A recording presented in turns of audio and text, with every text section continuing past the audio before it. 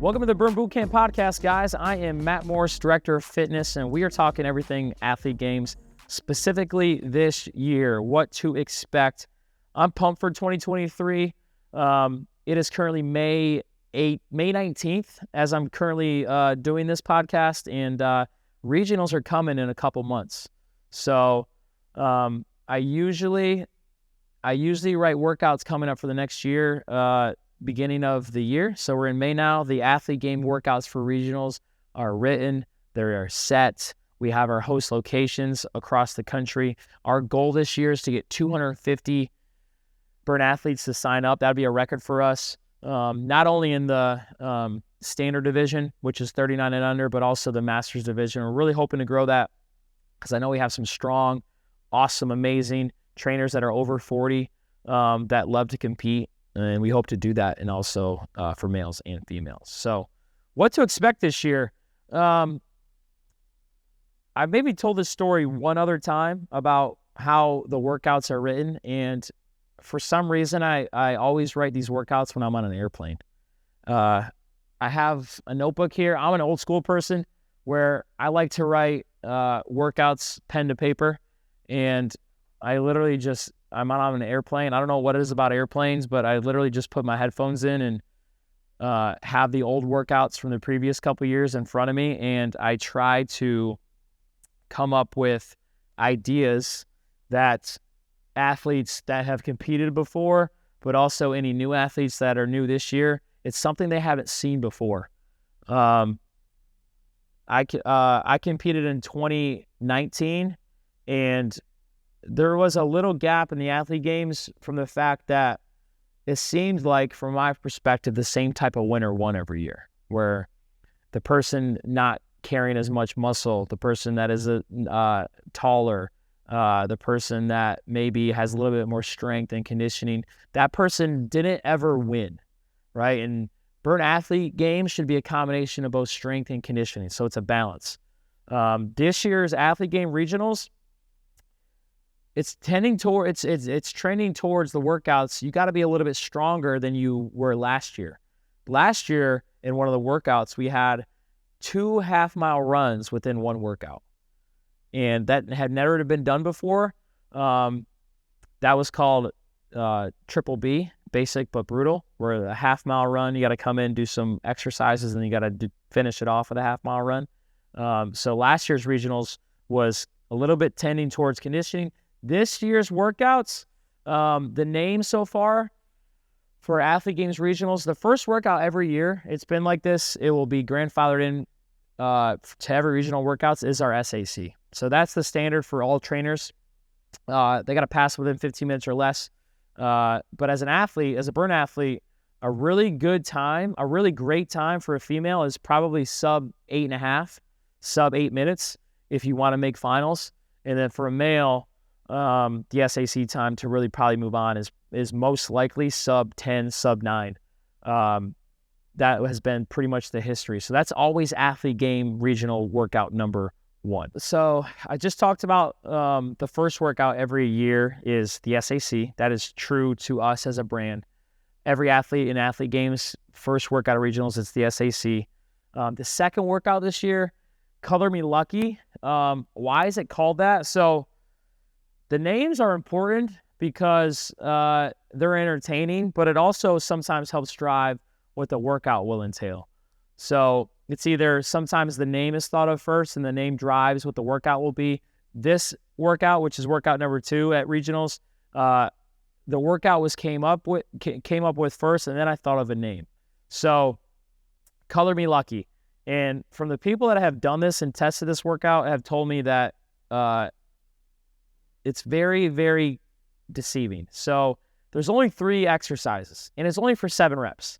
So you're thinking, oh man, I can do 3 exercises for 7 reps, but it's also 7 rounds through, and there's a time cap. So this year, every single workout at regionals has a time cap. So if you don't make the time cap, you won't be moving on to finals, right? And it also makes the training harder. So you have to finish all 7 rounds within a 12-minute time cap. So the first exercise, and again, I'm old school, so I write I write pen to paper on an airplane.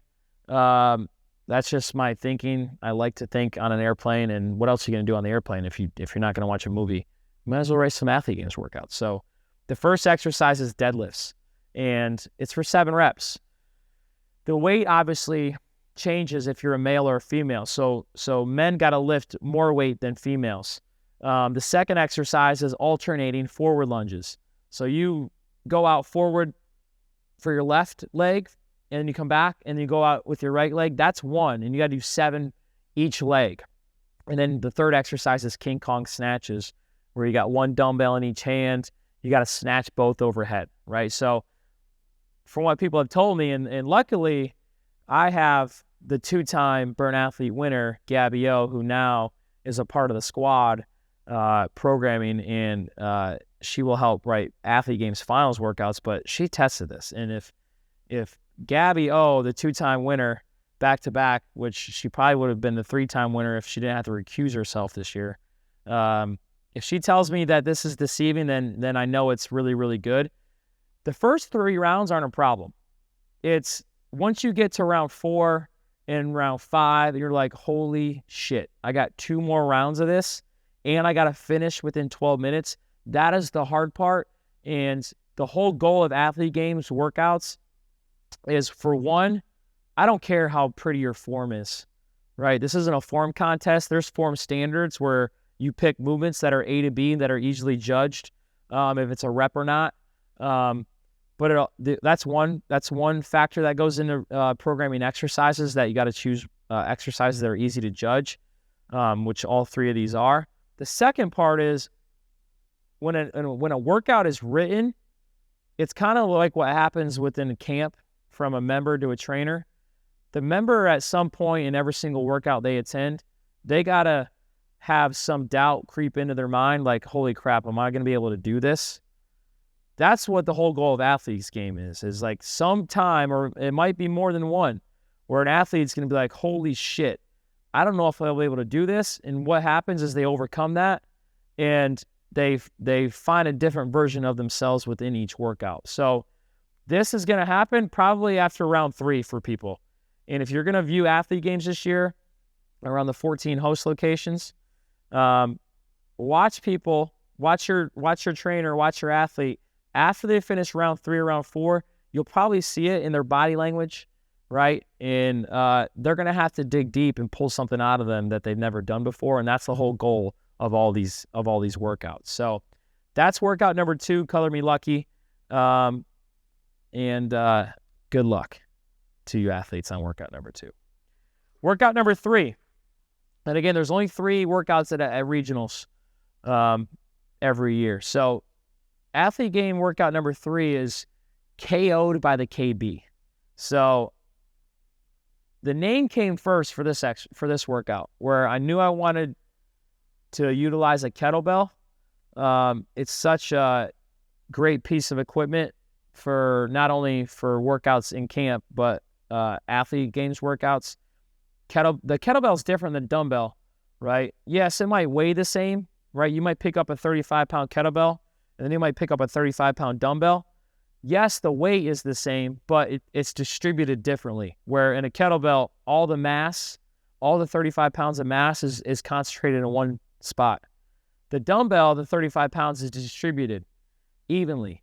So yes, it might weigh the same, but you pick up a 35-pound kettlebell and you got to do what you got to do in this workout, it's going to be a big difference compared if you had to do it with a 35-pound dumbbell. And that's why kettlebells are such an awesome piece of equipment, not only for workouts, but specifically Athlete Games workouts. So this workout here is you're going to end with a kettlebell. So before you get to the kettlebell, you have to do sets of tricep presses for 15 reps, where the weight for males and females are different. Males will lift a little bit heavier for 15 reps compared to females.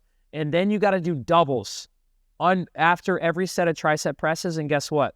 The tricep presses will stay consistent at 15 reps for every set, but the doubles are going to increase by 25 reps. You don't have to get them unbroken like we have to do in the SAC. So after 15 reps of tricep press, I'm going to go to 25 double reps. You don't got to get them unbroken, but if you're going to want to advance to finals, you're going to want to string them together and get unbroken sets. So it's 15 tricep press, 25 doubles, 15 tricep press, 50 doubles, 15 tricep press, 75 doubles, 15 tricep press, 100 doubles. All right. And then guess what? You're thinking, all right, where's the kettlebell? You got to finish with the kettlebell. You got to get 100 kettlebell swings. The goal is to get them in a row. Okay. The time cap for this workout is 10 minutes. Okay. So again, where's the doubt going to creep in? It might start creeping in towards the end of the last set of tricep press or the last set of doubles. But the real doubt, the real separator in this workout is the least amount of sets of kettlebell swings for 100 reps is going to win. So if you can get your 100 reps of kettlebell, if you can get 100 kettlebell swings in one time through or maybe 2 sets, you got a really great shot of not only beating the time cap, but posting a really good time to compare it to other athletes in the field. I'll throw this out here right now. Again, Gabby O tested this, and to all the females out there, she got 100 swings in a row. Just throwing that out there as you train and you listen to this. It's attainable, it's achievable, but again, it's all going to be about, yes, can you do the weight for tricep press? Can you get consecutive reps and sets in your doubles? But do you have the mental strength to not drop the kettlebell? Don't drop it, because we all know there's some exercises where if you stop the momentum of something and you got to break reps up, that next set is going to be exponentially harder to regain that momentum. So as you're training, don't have any rep barriers. What do those mean? Where if you know you have a big total to get, and within that total, there's checkpoints in your mind that you think taking a break is okay. So naturally, it might be every 25 reps, we're like, I get 25. All right, I get 50. All right, at that 75 mark, I think I can be able to take a break here. Don't have any rep barriers. Because if you want to win athlete games, the people that win athlete games don't have rep barriers. The rep barrier is the last rep, is when they're done. So test yourself when you're training. And if you don't have that yet, not everyone is born with that mental strength. It can be trained. I would get a training partner that likes to work out hard, that will push you past your rep barriers. So when you pick up that kettlebell in regional athlete workout number 3, get them in a row. Get 100 reps in a row. Because again, what's also built into this is that time cap. So you're not only racing athletes that are in your heat, but you're also going to be racing the clock, which is an awesome little intensifier within each workout this year. So that's what to expect this year, guys. The workouts, I think, they test each thing. So SAC, it's really going to test your conditioning. All those exercises are body weight. Workout number 2, Color Me Lucky. It's really going to test not only your strength, but your mental capacity.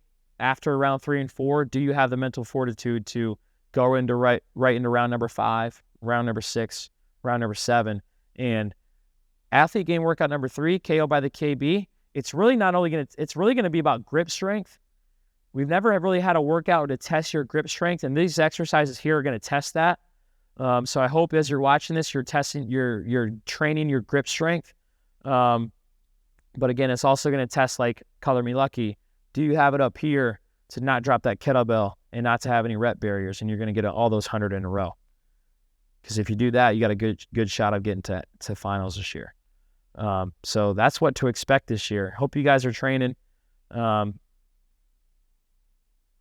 always like to, when I think about something that's hard, I always like to put it in perspective. So I'm a big Navy SEALs person, and one of their sayings is, you never rise to the occasion, you always fall to the level of your training. So take it from me. I didn't train as hard as I could have when I competed, and I didn't win. They're correlated. So if you make your training harder than what athlete games workouts will be, the athlete games workouts will feel like practice. All right, so stick with training this year, guys.